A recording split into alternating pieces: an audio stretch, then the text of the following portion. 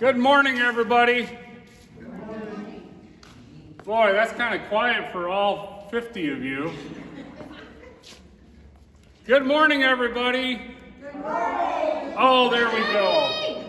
Very good, very good. Do you want me to bring a soundtrack in like they do for the baseball? Oh yeah, soundtrack. Yeah.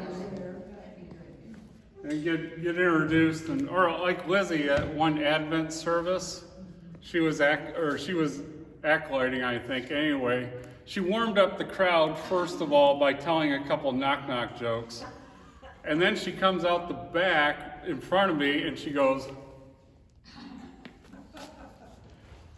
Fortunately, it was an evening service. Okay, John chapter 3. No, well, we haven't. Last week, we moved on from John 2, the cleansing of the temple, and to Nicodemus. However, I forgot that we had already done Nicodemus before John 2, the wedding at Cana. Nevertheless, a question was raised that I think is good, and there's part of the challenge is there's just so much there with Nicodemus that, and I've had a busy week and I can do this off the top of my head. So this is how we're going to roll today. John 3 and the story of Nicodemus would let's see. I think I don't think we'll read through the text. I think we're familiar enough with the story. The question was asked, or the observation was posed about Nicodemus coming to Jesus at night. And what does this mean?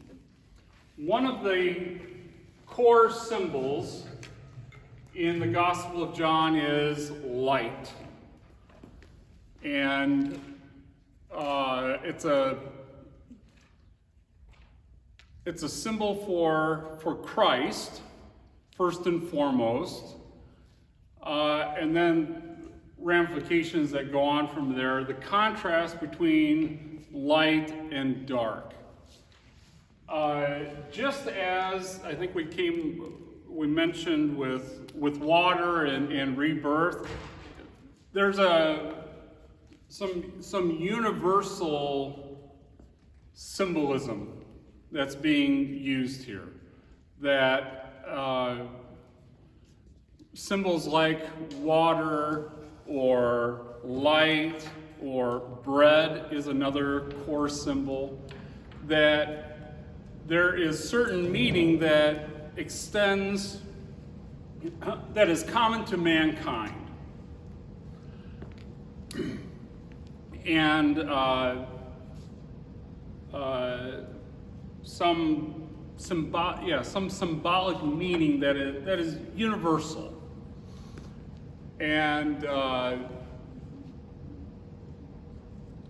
so let's go with light and dark. They have the contrast. And this is not exclusive to John. By the way, these types of contrasts are all over the place in John, and I like making columns of noting these differences, comparisons. But outside of the Gospel of John, let's say, just broadly, what do we associate with light? Goodness, okay. So, lightness, goodness.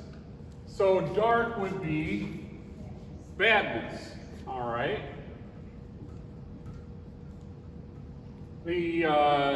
What color hat does the Lone Ranger wear? White. A white hat. What kind of hat does the bad guy usually wear? Black one. Now, of course, part of the problem with this is this type of symbolism, symbolic meaning can be misapplied, misused. And where do we see that? Skin tone, right? Where white is associated with good, black is associated with bad, and you have everything in between. That's a misapplication of the symbolism, but it's something we need to be aware of, and how things can be interpreted by different people. Two people can look at the same thing and interpret it differently. Yeah. I was going to say, just usually, black, like funeral wear. Yeah. Was a sign of grief. Well, more so, Yeah. death, and then you have with that grief that goes along with that, as opposed to life and let's say joy. Right. You are the light of my life and all that. You are the light of my life. Yeah, what was Anne Murray, yeah. You make me. The light and dark is also symbolic in clergy vestments. Yeah. Because isn't the gown underneath is black, symbolizing sin, and the surplus that goes over it is white. White. Yeah, this type of symbolism is, colors in the church have meaning. We're in the season of Trinity or Pentecost right now, so the color is green. Green is associated with life, with growth, the life of the church, the growing of the church, all of that. White is associated with, is a color for Christ, associated with purity. There again, light, purity, dark, uncleanness. I think that's 2 ends, or 3 total, but I'm not Vanna White, so I don't know. Well, I was just looking at the Vestments, clergy. or clergy, You got yeah. a black shirt on and a white collar. Yep. I don't know what that's. Symbolically, black is basically sin, an awareness of sinfulness. White is symbol of grace, of purity. And then, depending on the style of collars, there's at least 3, actually more, probably 5 different styles. But it's what I've always heard is, this is like a thrall ring. You know what that is? Thrall, Thrall. I've heard that word, but I never. Yeah, someone in thraldom, someone who is enthralled is a slave. Slavery. Pardon? It's like a yoke. Yeah, it's a yoke. It's basically a slave would wear a ring around their neck to latch the chain in. Well, it's like a leash for a dog, except for a slave. And even if there wasn't a leash attached, it was a sign that, hey, I'm not a free man. You belong to somebody. I belong to somebody, and I'm not my own. I'm not a free man. I'm bound. So in the pastoral ministry, Paul talks about being a bondservant, about being a slave for Christ. So that's the symbolism behind, yeah. Well, so then is that indicative of the fact that all of our pastors are under shepherds, and Christ is the good shepherd? Yeah. Yeah. He is the good shepherd. Yeah. Okay, this is off track. That's okay. We go off track all the time. Pastor John Wagner wears a collar that in jest I called it a rabbit, but it's a rabat. Oh, Rabat? Yeah, what is that? Is that way? I know Pastor Mennett wears a rabat. Yeah. A rabat. I've seen Pastor John in one also. Okay, well, the rabat is basically the vest Yeah. and with the collar. The collar that goes with a rabat is called a Moravian collar, popular amongst the Moravians. Well, okay. I didn't mean to get into. Oh, that's okay, that's okay. Hey, as long as we're learning, right? That's my, there is what's called the tab collar, which is, of course I'm using green here. That's the tab, which David Skier, one of my professors, that's what he would wear, but he'd always use a postcard, index card. It's too cheap to buy one, I think. But that's kind of handy. But that's those you can't wear it anywhere else. So there's that. That's the tab collar. So the rest, most of the collar's black and there's a white tab?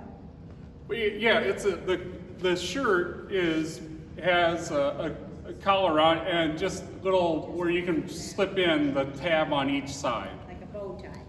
Sort of. Well, sort of. It's folded over, and so that's the tab collar. Popular amongst our Roman Catholic brethren. This is called an Anglican collar.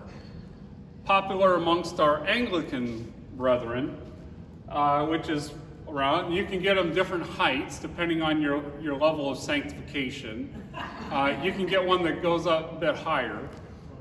There is the Moravian collar, which is somewhat of a hybrid, because the Moravian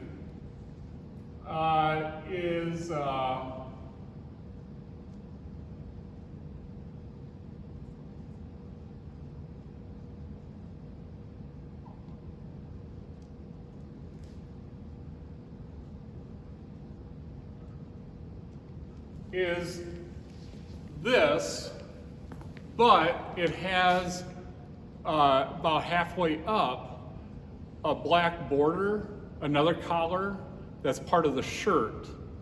So you get a black ring with the tab opening, and then you see the white all the way around. And is That I know Pastor Mennett does, and he's insistent upon wearing the rabat, which basically is just a black vest, and then you just have your regular shirt behind it. It's supposedly cooler. Fake front and a tuxedo. Yeah, it's the fake front and the tuxedo. That's what it is, exactly. So those are the three main types. Now there's what I like to call the Colonel Sanders type, old school, which is, Oh, the tabs. well, sort of flares out. That's old school. I don't know anybody who wears these. And then there's, I have some of those if you want some. you do? Yeah. Cool. Yeah, I think I'm down. I don't know what my neck size is anymore, but 15 and a half or 16 is what I have. I might be close. I'll dust them off. Yeah. And then and I only know of one pastor who does this. He's a Preuss. I think it's Rolf Preuss. I call it the Fram collar. Pardon? Fran is an oil filter. Or an air filter, yes. This one, and he wears it. What, bless him, if he wants to, he can. But it's pleated? yeah, it's pleated all the way around. Now you see the pictures of, it's rough. It's a ruffle. It's about this wide. It looks like a Fram air filter. A ruff. Okay, it's called a ruff. Well, he's the only one I know of who wears a ruff, and it stands out. I would think it would be a Dickens to put on, but this comes on. Technically, this is way out. There's probably no need to record this, or I'll edit it out. What you typically do is with this collar, there's a stud on the front and the back that you put them on with. I'm cheap because to buy clergy shirts, because they're short, not a large market, expensive, and the quality usually isn't the highest, and the color fades, so you end up with sort of a light, which this is. But anyway, so we did some research, and I figured basically it's a banded collar shirt. So I ordered these online. Andrea found them, and so they have a button on the front that I use a button rather than the stud, and then I just put a button on the back. Now, unfortunately, with the weight loss, I looked like a 2-liter bottle at the ring toss, and so I've had to install some Velcro to tighten up. Use my cinch down, just put it in the back and Oh yeah. keep going over another loop. Well, that's what I'm doing, because I don't want to buy, and I've been sold on this. Usually, what you get from the clergy supply, it's a sort of a vinyl type thing, which it stays white longer, but these are cloth, and boy, I love them. The only thing is you gotta get them really clean, because you get ring around the collar, all that.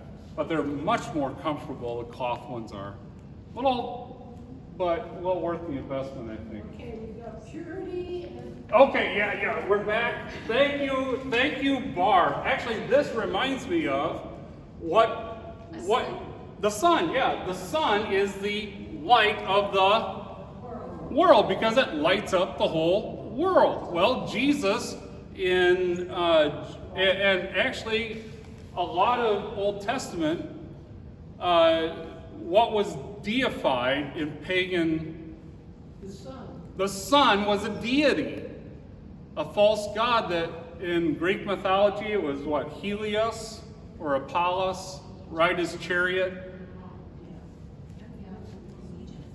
And in order for there to be life, you need the sun. Light is critical to life. No light, no life. Same with water. No water, no life. So they're looking for life on other exoplanets, right? What are they looking for? Water. Critical to life. They're looking for the presence of water. So light, water, to live, you have to eat, right? So bread. Water, light, bread. 3 core symbols in the Gospel of John. If you're interested in the symbol of water, baptism, oh, bless you. I've written 2 master's theses on water symbolism in the Gospel of John, and how it teaches about baptism through the use of stories. So, Fear, dark and fear. Fear, okay, well, Comes to me, yeah, fear. but I don't have a, Don't be afraid of the dark. praise God. So, fear, let's say peace, tranquility. Basically, it's just it's bad. Well, we had goodness, badness, put evil.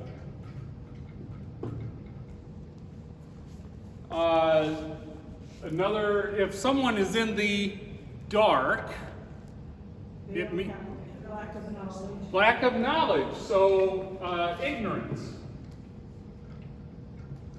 And the light goes off in your head when you have a good idea. Yeah, the light goes, light bulb, understanding or knowledge.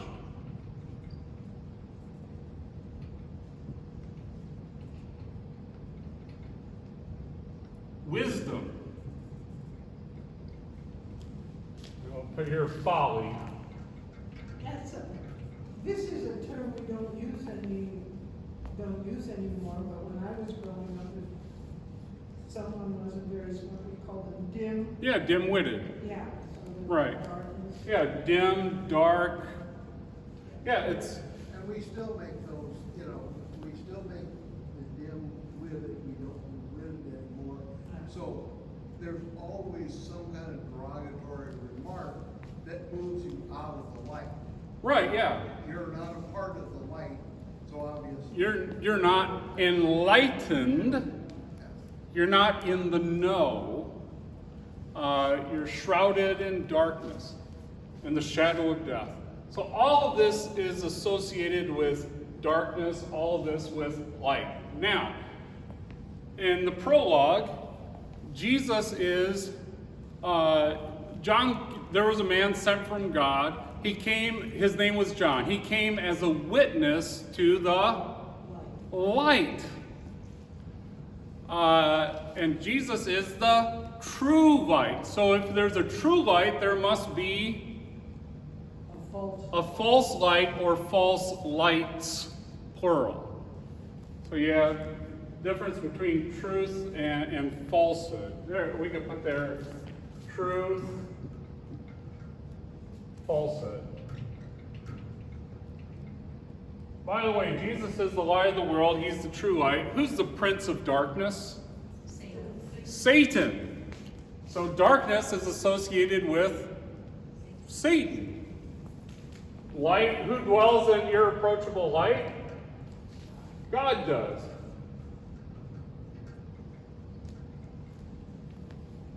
So light, God, darkness, which, now one way that this gets is misunderstood in a universal symbol, as a universal symbol, is you hear this theme throughout the powers of light and the powers of darkness, the forces of good, the forces of evil. Star Wars. You have you have Darth Vader. How's he dressed? He's dressed in black. Luke Skywalker, he's dressed in white, beige, tan, whatever, but lighter clothing. He has a lightsaber. Yeah, very good. You see all this? Well, that's true. Yeah. I don't know anything about Star Wars. I've never seen it. He uses a black light. You know. I think his is red. Luke Skywalker's is blue and Darth Okay, that's right. Yeah. Okay. And the red is evil. Yes. Evil, Good damning. segue, Mike. Yeah. So now the thing is, are light and dark equal opposites? No.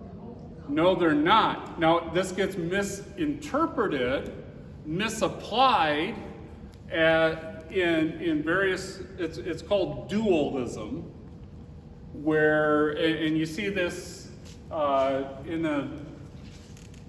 I don't know if it's broad Asian context, Eastern, or if it's more specific, but the yin and the yang. Have you seen the two fishies? Right. It means that you have that's the idea that you have these two equal and opposite forces that are opposed to each other. All right? And that's a very common belief. It's not true though. The little guy on each shoulder. Oh yeah, well that's somewhat similar. Yeah, the devil, the angel, but they're presented as equals, Right. right? Yeah, both same size, little wings, pitchfork and halo. The thing is, they're not equals. Darkness is the absence of light. What's a black hole? There's no light. Light cannot escape a black hole. It's white. It's dark. Black is no color at all. Yeah, black is the absence of color. And white Is every color. Is all color. Very, very true. So these are not equal, which runs contrary to the natural man's thought process of these things being sort of equal opposite forces. And so the light shines in John 1:5, the light shines in the darkness, and the darkness Now, it's translated in different ways, and it legitimately can be. It depends on how you. I think New International Version says, and the darkness did not comprehend it. Well, that goes with the whole understanding, right? The word can also mean, in much more literal sense, it's literally to take down, to overcome, to defeat. It's like wrestling to the ground. So the light the light keeps shining. It's present tense. The light continues to shine in the darkness, but the darkness did not, and I think it's simple past tense, did not overcome it, did not defeat it. I like that translation a bit better because the understanding, that's just sort of up in the head. The other one is much more active. It shows that this is just ignorance. It's not active hostility. And the thing is, in John's gospel, darkness is the realm of Satan. He's the prince of darkness, the father of lies. He actively opposes the light. Even the creation, which is enthralled under Satan, rejects the Creator. He came to his own country, his own creation, into the cosmos, his own cosmos, and it did not receive him. He came to his own people. The cosmos did not recognize him. His people did not receive him. It's a lot more forceful, I think. So it's more than just this didn't understand. By the way, you know what the difference between ignorance and stupidity is? Ignorance can be cured with education. The only cure for stupidity is the rod. Is the rod? The rod, yeah. Of course, that's not kosher anymore to say that. But, okay. So you have this imagery of light and dark, and it permeates all of John's gospel. By the way, in the early church, very early on, those who were baptized were called enlightened ones, because you were transferred from the domain of darkness through baptism into the kingdom of light. You were enlightened. Now, does that include some, understanding? Well, yeah, that's some of it, but it's far more than that. It's going from death to life, from slavery to sin and the devil to the freedom of the children of God. It's a lot more than just the mental thing. So we are enlightened ones, having been baptized into Christ. Okay, this is all, and could go on and on in here in John's gospel with light, but we got the basic contrast between light and dark, and they are not equals. Yes, Nancy? Do the other gospels use this same kind of symbolism? Not as much. So it's primarily John. Primarily John. It's probably somewhat, each of the Gospels is sort of their own kind of animal. John uses much more symbolism than the other Gospels. The other Gospels are more straightforward narrative and teaching and miracles and parables. I'd have to look more closely. It's probably there. It's just not as pronounced. Whereas in John, it's just all over the place, because John is John. It's somewhat unique how he writes his gospel. Now, all of this, and with symbolism, it's not that every occasion you take the whole lump. Sometimes it's just one thing. Okay? Now, Nicodemus. He's introduced as a man, and look at the context, John 2:23. Could someone please read 2:23?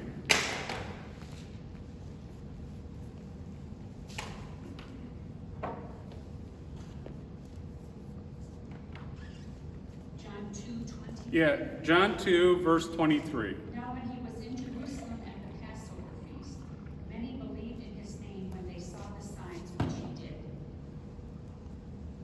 Many believe, okay, should go on from there. Is there 24? Yeah. Okay. But Jesus did not trust himself. No. But Jesus did not trust himself to them, because he knew all men and needed no one to bear witness of man, for he himself knew what was in man. Okay. Yeah, it's a little, so many believe in him. They see the miracles that he does. But Jesus does not entrust himself to any man, doesn't need any man's witness, because he knows what's in man. Verse 1 of chapter 3, there was a man. So you have this word man just keeps repeating. That ties the story of Nicodemus. But basically, the story of Nicodemus is unpacking verses 23 and 24 of John 2. You know, you have this general statement, chapter 2, verses 23, 24. Now, I'm going to give you, John says, I'm going to give you a specific illustration of this, because now there is this man who Jesus, he knows what's in man. And as we talked about last time, John, from a literary perspective, he's setting Nicodemus up. He builds him up in the mind of the reader, first century context. Nicodemus is cream of the crop.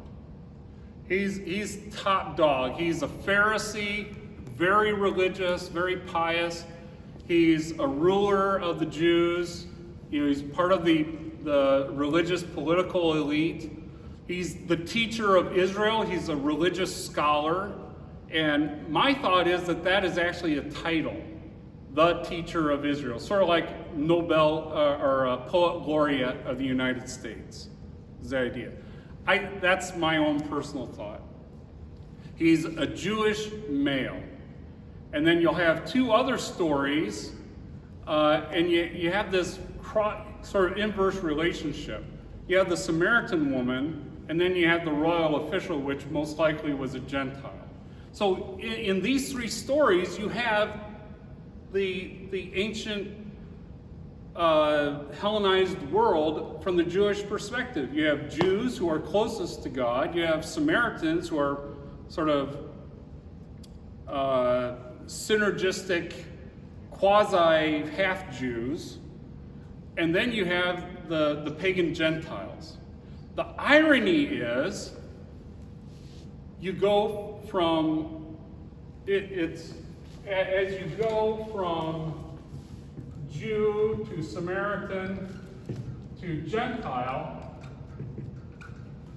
you go from unbelief progressing towards faith. Because Nicodemus, he just doesn't get it, although he should, if anybody should. The Samaritan woman, she gets a little closer, right? And she's more receptive. The royal official, very short story, he believes at your word. So you have this irony, and this reflects John 1, I think 11 through 13. He came to his own, and his own did not receive him. But to those who did receive him, who believe in his name, he gives them the power, the authority to become children of God.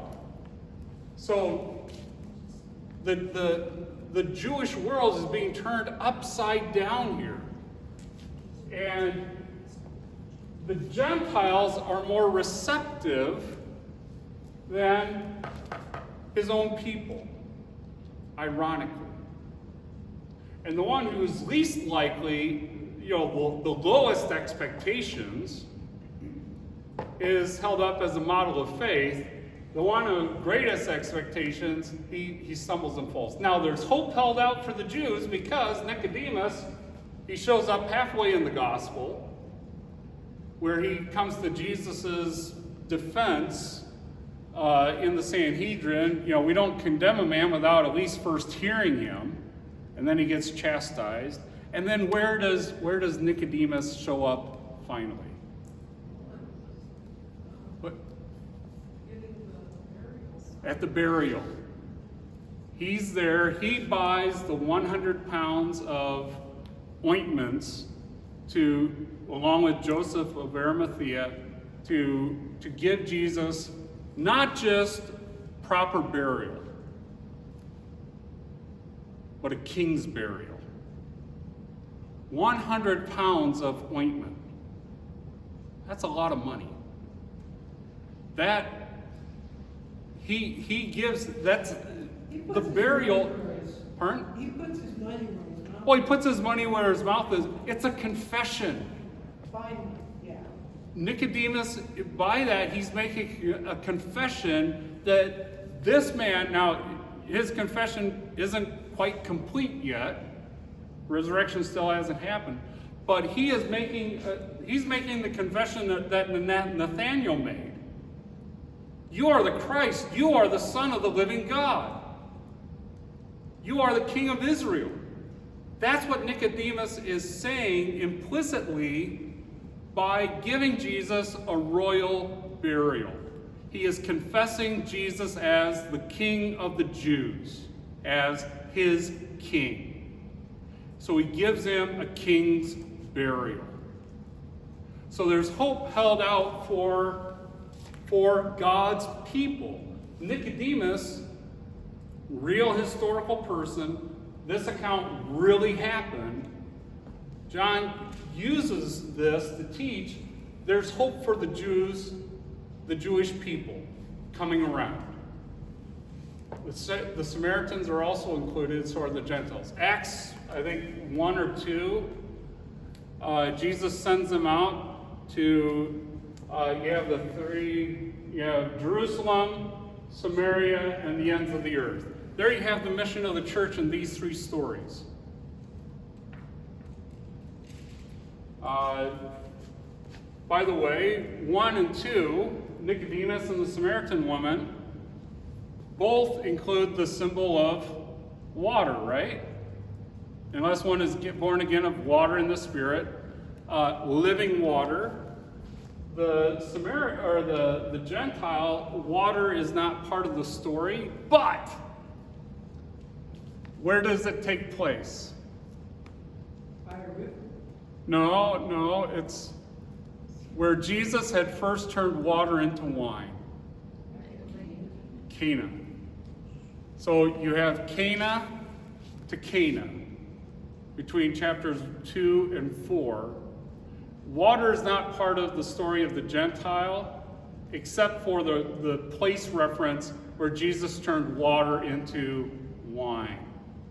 See how it's just beautiful how this is all laid out. And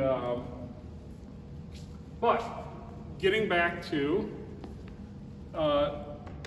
so he's a man. We're expanding upon verses 23 and 24 of chapter 2. Now we have this man, and he comes to Jesus at night. What does this mean? Well, good question. It's a matter of interpretation. Generally, we have, and I think we've all sort of understood it this way, is ignorance, lack of understanding. Actually not that. It's, well, he doesn't want to be seen by others. So he's coming individually, secretly to meet with Jesus at night to discuss with him. Definitely possible. And I think that's how I was taught. That's how most of you were taught. Some other possibilities, though. And here again, this kind of gets into kind of a matter of interpretation. The night time setting could just be night. No, it's just time of day. But I think there's more to it.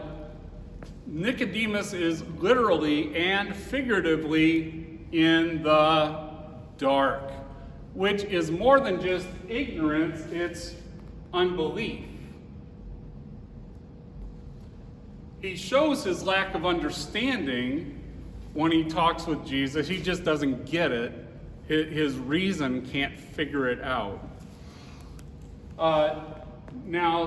So Nicodemus he's not in the kingdom of light. He's in darkness. He's under the power, under the sway of Satan. Okay? So even Nicodemus, who you would think go into the kingdom of God, no, he's not in the kingdom of God. He's actually still under the kingdom of Satan.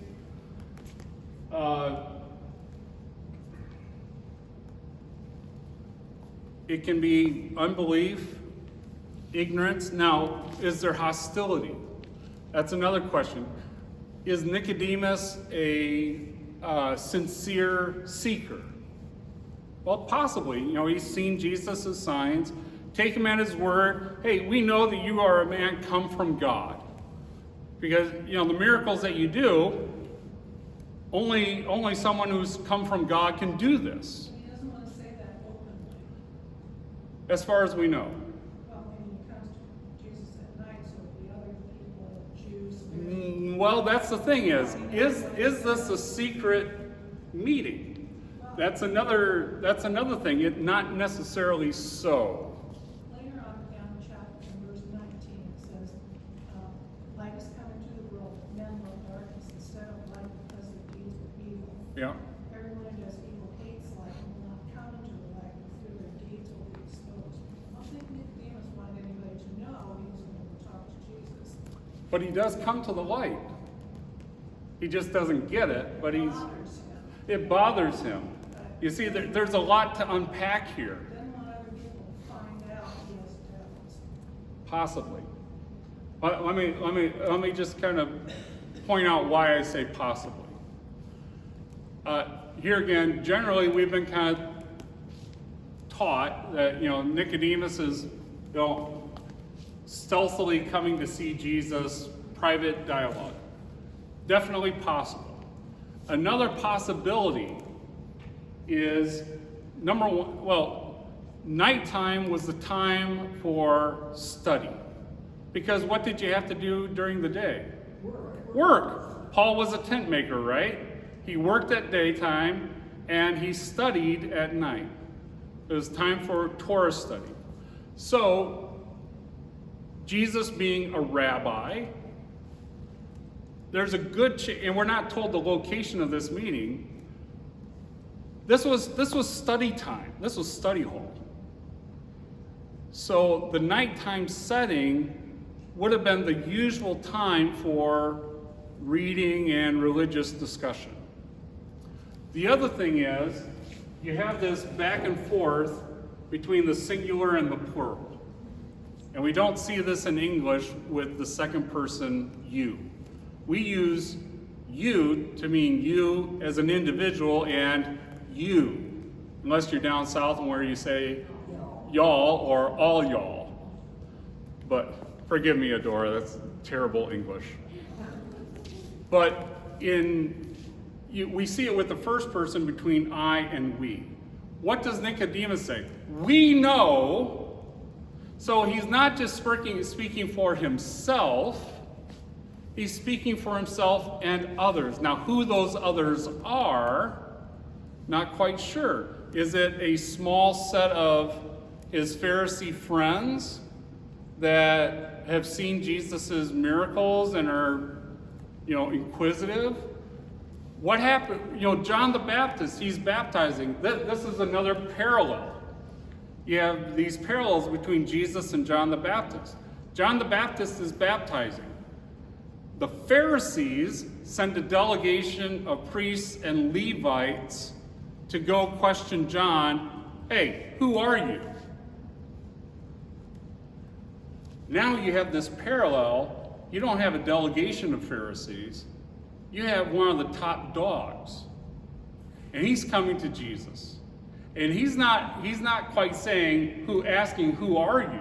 And why are you doing this? He's saying, we know that you are a man sent from God because of the miracles that you're doing. This actually comes up later in the confession of the man born blind who says, if this man wasn't from God, he couldn't do the wonderful things that he'd done for me. So Nicodemus and Jesus, they speak both in the singular and in the plural. They speak for themselves individually, Nicodemus for himself, and whether it's a small group of Pharisees or the Sanhedrin or whoever, and then you have Jesus speaks for himself and his disciples. One possible alternative, just to consider, is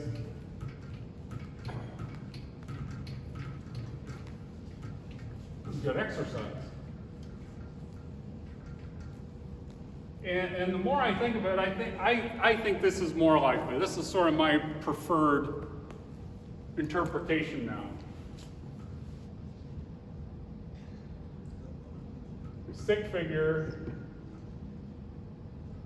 There's Jesus. We'll give him a halo. And then you have Nicodemus. Not frowny face. He was a portly man. Anyway, now whether they were here literally or just figuratively, behind Nicodemus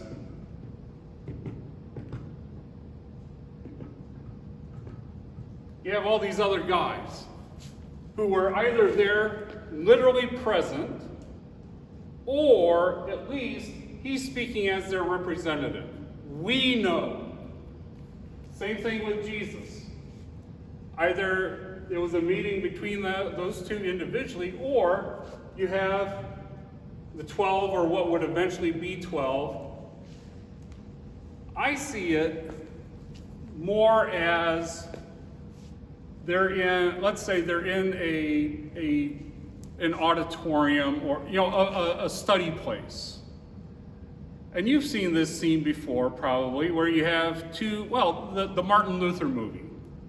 And you have the debate. There's Luther sitting at his podium. There's Eck at his podium. Luther has his cheering section. Eck has his cheering section. Now, the only two that are speaking are the two principals. But everybody else is in the background. They're kind of like witnesses. Yeah, they're witnesses. No, they support. Yeah, they're supporters. You see that today with What's- podiums with people standing behind, Yeah. trying to figure out how to lead. Exactly. Now, and you may also have, the other people that aren't committed one way or the other, and they're open to listening. This is how I've come to view this. Now, it's not to say that the other is wrong. They're possibilities. Both are possibilities. So there's some support for that idea. Yeah. Verse 11, where it says, Jesus is speaking, and he says, I tell you the truth. We speak what we know. So Yeah. we and the disciples. And we testify to what we have seen. Still, you people do not accept our testimony. Yep. So Jesus is speaking we. We and there's the we and the you. So whether or not these people are literally present, at least Nicodemus and Jesus are not speaking just as individuals. Now here again, it's nighttime, right? Jesus is the true light. So it's like going out at the middle of the night and the sun's blazing. Nicodemus you know, here's this interplay. The context, it's nighttime. But the light is shining brightly in the darkness. He doesn't get it. He just doesn't yet. He doesn't get it. But he's come to the light. He's come into the presence of the light from the darkness of night. And Well, I think it's interesting too, back in verse 2, where Nicodemus is speaking, and he says, "For no one could perform the miraculous signs that you are doing if God were not with him." yeah. Hey, God is not with him, he is God. Well, see, the thing is, the miracles only get you so far. John 12, end of chapter 12. Let me look it up here so I get it correct. And this is a transition point in the gospel. Oh,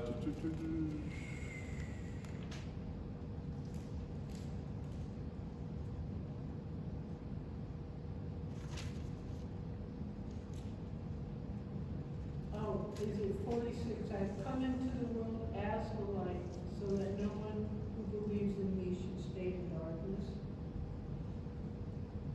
That's John 12:46. Well, that's there too. It wasn't the one I was actually looking for. What I was actually looking for was this summary statement by John in 12, latter part of 36 and following. While you have the light, believe in the light, that you may become sons of light. That's Jesus speaking.